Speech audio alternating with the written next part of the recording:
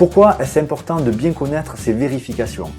Eh bien, la première raison, c'est qu'on conduit toujours mieux quand on comprend ce que l'on a entre les mains. Si je connais bien mon véhicule, je serai moins stressé, car je saurai mieux gérer toutes les situations que je vais rencontrer. S'il y a du brouillard par exemple, je saurai allumer mes feux rapidement. S'il pleut, je saurai allumer mes essuie-glaces rapidement, etc. Et la deuxième raison, c'est que le jour de l'examen, les vérifications vous rapporteront 3 points sur votre bilan de compétences. Et je vous rappelle que pour avoir votre permis, il vous faudra minimum 20 points. C'est donc 3 points cadeaux, il vous suffit juste de les apprendre. Montrez où se situe la commande d'inclinaison du dossier du siège du conducteur.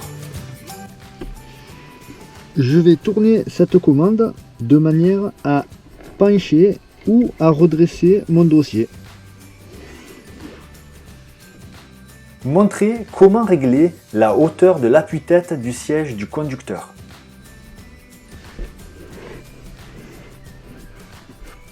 Alors, pour relever l'appui-tête, il me suffit juste de le soulever. Mais par contre, pour le descendre, vous voyez, ça ne fonctionne pas. Donc il faut appuyer ici sur le petit bouton à droite. Ça me permet de le redescendre. Montrez où se situe la commande de réglage de hauteur du volant.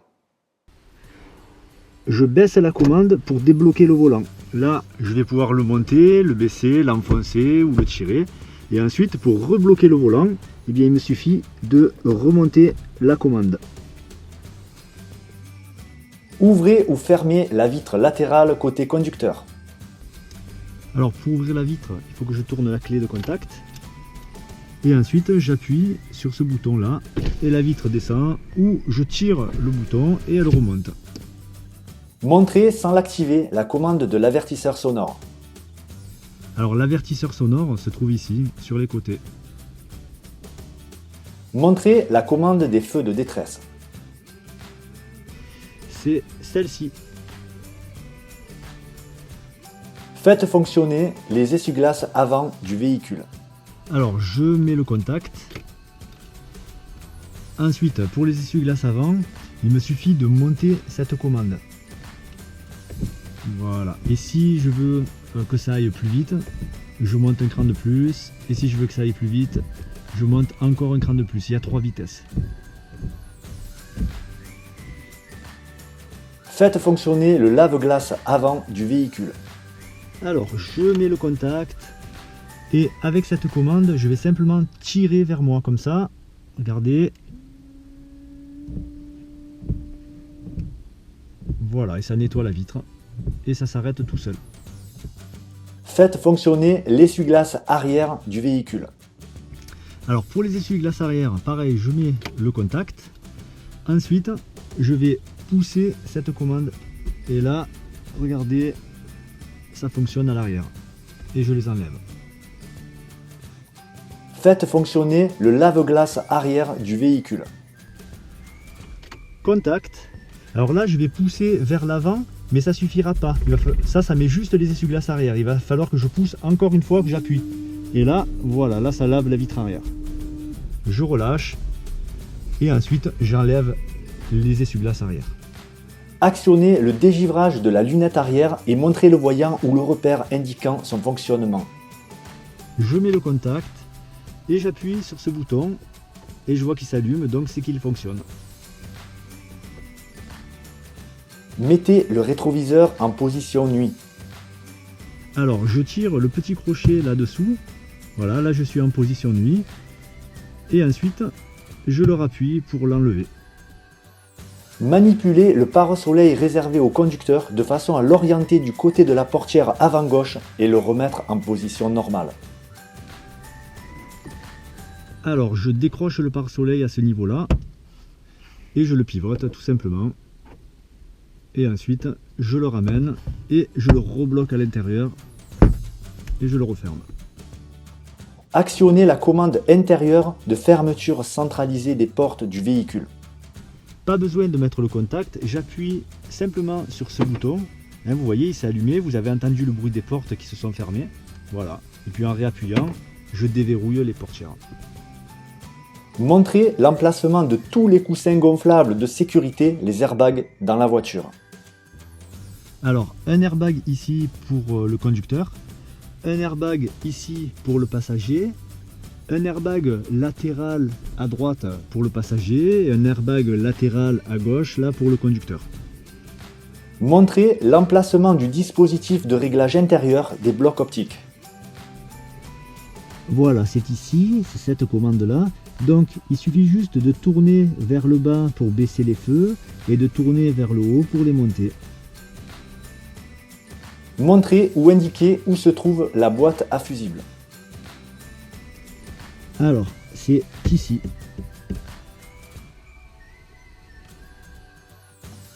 Que vous indique l'allumage d'un voyant de couleur rouge lorsque le véhicule roule? Ça m'indique un danger et il faut s'arrêter le plus tôt possible.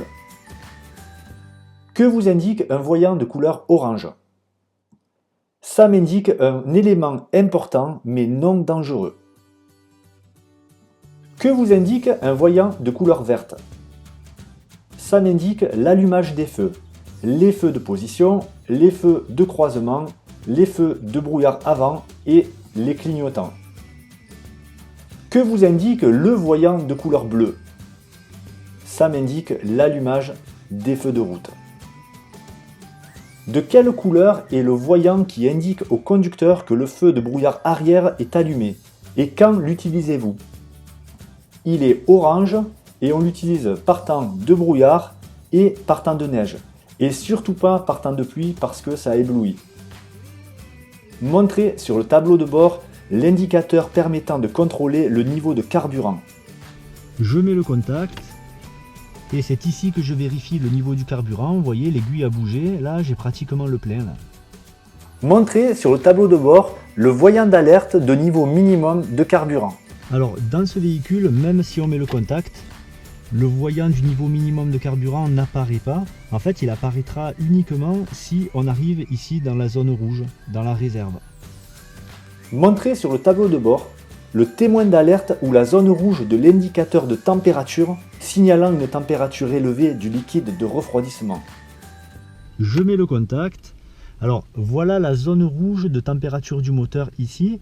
Donc cette aiguille-là va monter au fur et à mesure que le moteur va chauffer.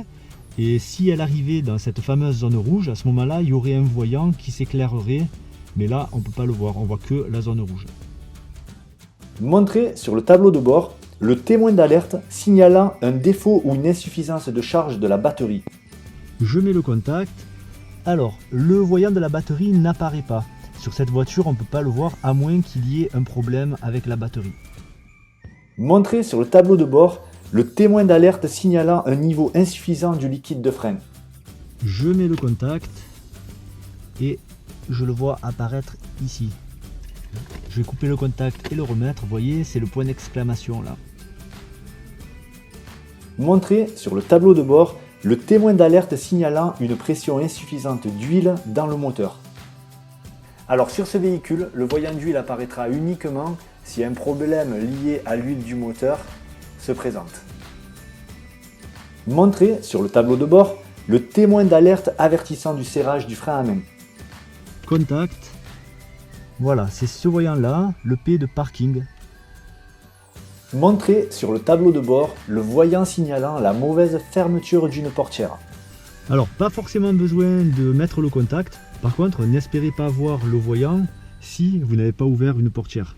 Alors, j'ouvre la portière et là, vous voyez, automatiquement, il y a le dessin de la voiture avec la portière qui vient de s'ouvrir.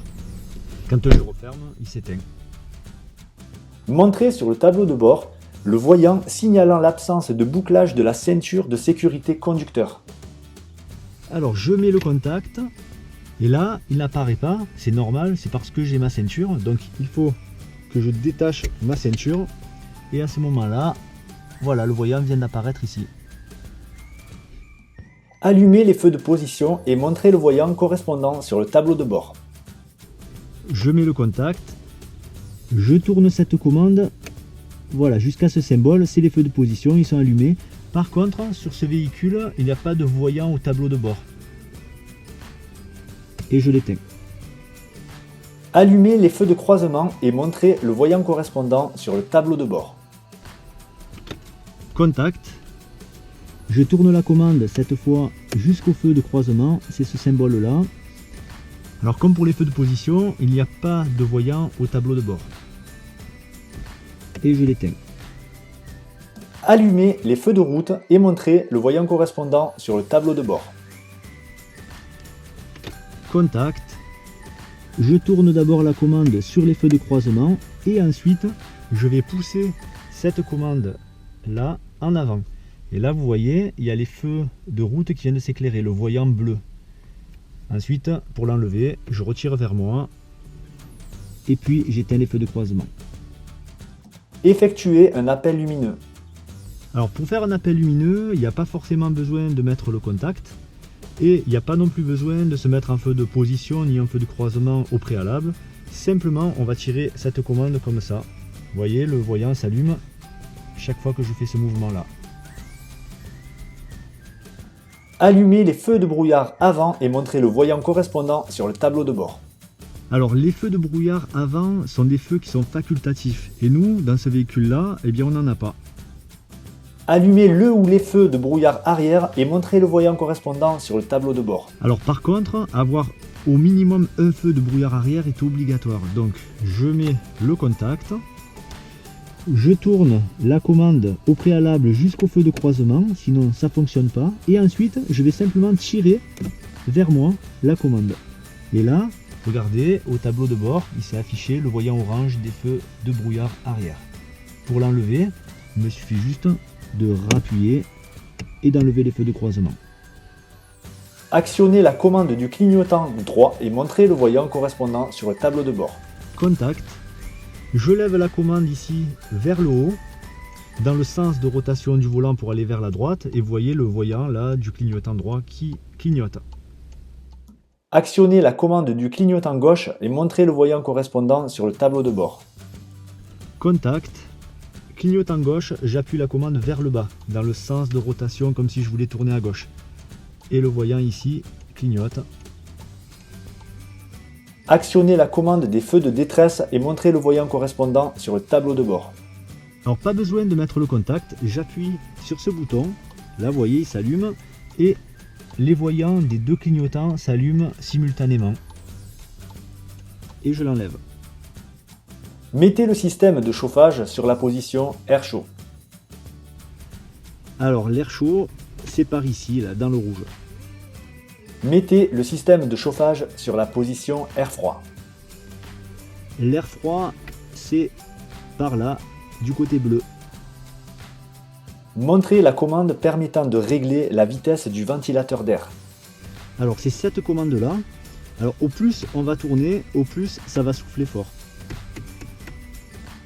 Mettez le système de ventilation sur la position permettant le désembuage du pare-brise. Alors pour faire sortir l'air au niveau du pare-brise, c'est ce symbole-là. Donc il suffit de tourner, voilà, et l'air sortira vers le pare-brise. Bon, vous l'avez compris, si je veux que l'air sorte vers les pieds, c'est ici. Si je veux que l'air sorte en face de moi, c'est ici. Et là, ça sera les pieds et le pare-brise. Montrez l'emplacement de toutes les buses d'aération sur le tableau de bord du véhicule. Alors l'air peut sortir à 3 niveaux dans la voiture. Au milieu, ici et là, en haut pour le pare-brise et en bas pour les pieds. Montrez tous les volets d'aération permettant de diriger l'air arrivant dans l'habitacle. Les volets d'aération, c'est ce qui permet de diriger l'air arrivant dans l'habitacle. Vérifiez la présence du certificat d'immatriculation du véhicule, c'est-à-dire la carte grise. Alors tous les papiers du véhicule sont dans cette pochette noire ici. La carte grise, c'est ça. Voilà. Donc carte grise, certificat d'immatriculation du véhicule, c'est la carte d'identité de la voiture. Vérifiez la présence de l'attestation d'assurance du véhicule et de sa vignette sur le pare-brise. L'attestation d'assurance, c'est bon, c'est le papier vert. Et la vignette sur le pare-brise, ok, c'est bon, elle est là aussi. Vérifiez la présence du constat amiable.